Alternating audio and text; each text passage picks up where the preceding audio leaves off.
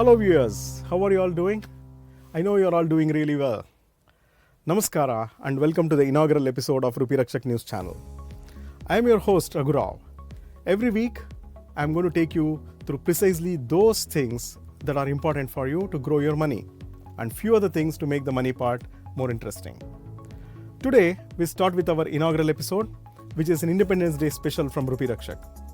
Rupee Rakshak is a brand of FinMo Investment Advisors Private Limited, a SEBI RIA number INA 2001490.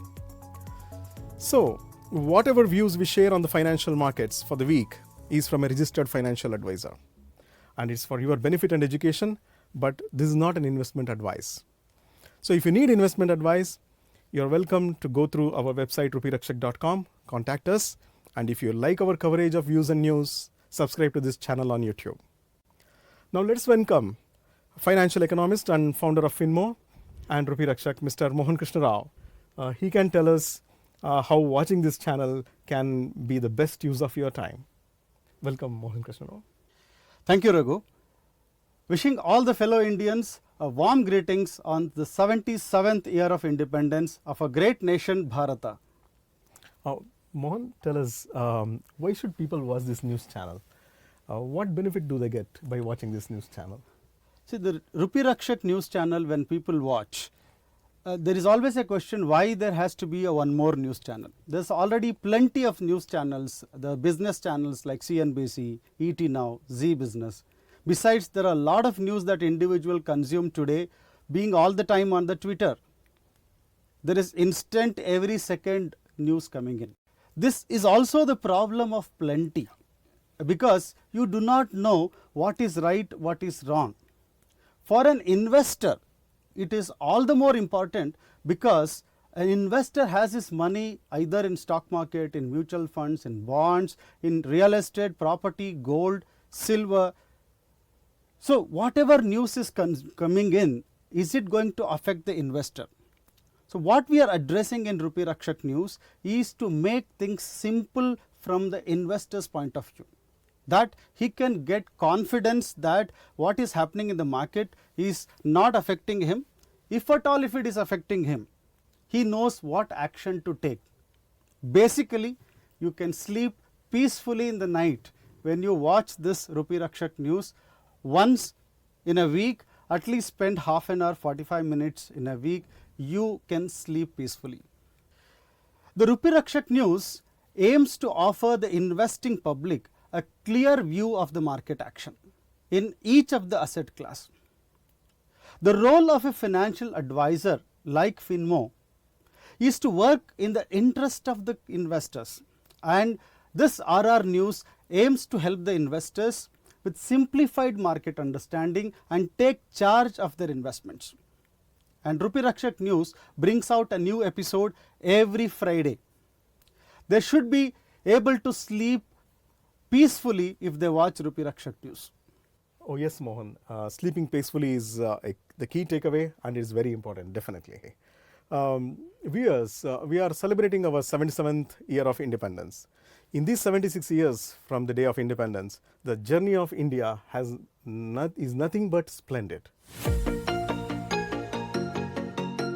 Mohan Krishnarao has authored a book, India's Splendid Journey from 1947 to 2019. So he is not just an economist, he is an author and a historian to some extent as well. So a keen observer of history. So this is a compilation of major events in India since independence and under every prime minister.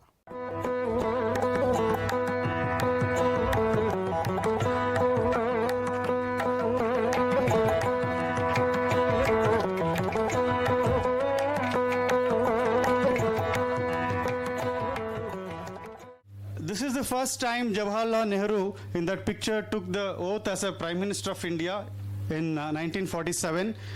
In fact, the situation was not great. Today we celebrate, but the situation was highly chaotic. How such a country, in fact in 1947 nobody believed that India will survive even 3 months. It is like a sick baby which is born and rest of the world, the best of the people, the intellectuals and the political economists and the analysts, they said they had already written a death note saying that this country will not survive. The IIT was started IIT Kharagpur was started, which was, in 1950, they could think of the highest advancement in technology and higher education, the requirement for the country. Because most of the leaders of the day were well educated and they knew the importance, they had that vision. So they created amazing, institutions, and which 40 years down the line, you could find an IIT technologist creating a 500 crore company, which would not have happened if IIT did not existed in India. Similarly, in terms of creating institutions like SBI, so there is a series of things, the great institutions that were built, which was a big achievement. And moving to 67 to 97 was more a period of lot of pain, because when you go through structural change with the situations of emergency and the later nationalization of the banks, and then the takeover of the Punjabi militancy and the anti-Sikh riots, in which Indira Gandhi, for that decision, actually she gave her life. So the great things happened during that, but there were a lot of structural difficulties, because you normally go through the problem. So from 67 to 97, it is all about the structural growth that happened, which also led to a big amount of crisis in 1991. All that which was done during the last 20-30 years, the big public sector corporations built and the state controlled organizations in all infrastructures and everything, finally by borrowing external money, led to a situation of huge economic crisis in 1991. Amazing policies to get out of the problem. The three things, it was called LPG, the liberalization, privatization and globalization, started as a mantra in 92 onwards. 97, 2000, we started seeing the fruits. And the next phase that I talk about is, of course, there were disturbances. That's why I call the structural disturbances till 97. So after 97, what we saw is a growth phase. By the time in 90s, the Soviet broke out, and then there were a different situation arose for India's national security. All the prime ministers from 2000 onwards, irrespective of their ideology or the parties, they stood for the national security. And they created all those nuclear Pokhran tests that has happened. I have talked about it in the book. And the great things that they worked around, making India powerful as a defense country which can protect itself against all the neighbors who are, always a threat. Later, we have seen the digital revolution happening. Initially industrial revolution, then it became an IT revolution. From IT revolution, it became digital revolution.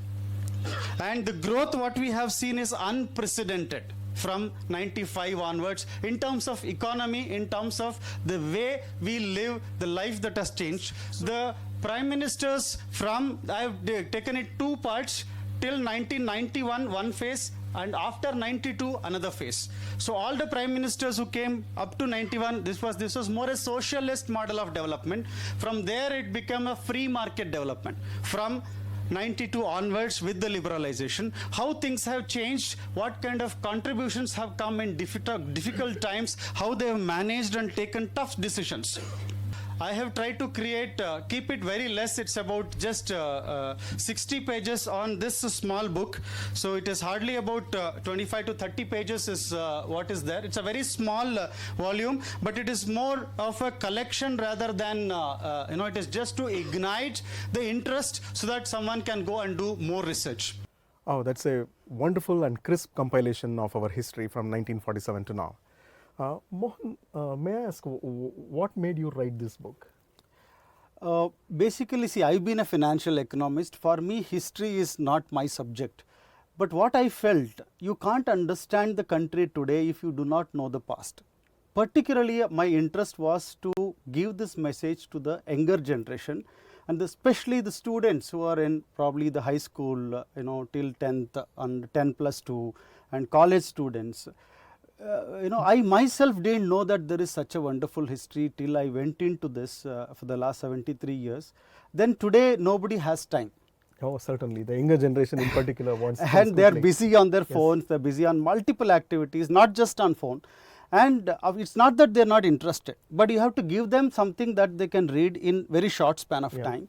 And this is the book. In fact, a paragraph of what is written has more than 5-6 years of history. This is more to give a glimpse of what has happened in India, and I'm sure if the students, the kids and the younger generation, if they read this book, they are going to feel really proud about our country, and knowing history is very important. Super. I'm sure it's going to be a very good reading. And if you would like to download and read this book, you will find the link in the comment section. Feel free to download. This is a free download available. From a historical perspective, let us delve a little more into economic perspective of how Indians have traveled in 76 years in various areas like agriculture, manufacturing, defense, education, technology, and how our lives have changed, particularly over the last decade. Let us take a quick view. The British left us in pitiable economically poor situation. In the last 76 years, we have progressed in every area, a miraculous growth and development. The first political step was to unite the country, which Sardar Vallabhbhai Patel very ably did. Then the positive economic steps of setting up public sector enterprises. Now the mantle has been given to private enterprises to drive the growth.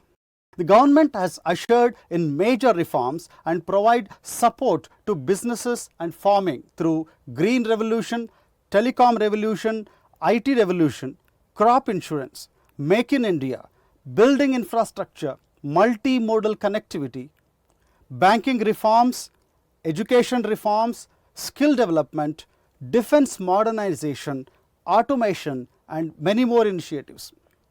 Now we are aspiring to be a space power, reaching Moon and Mars and achieving a record-setting feat of launching 104 satellites in one go.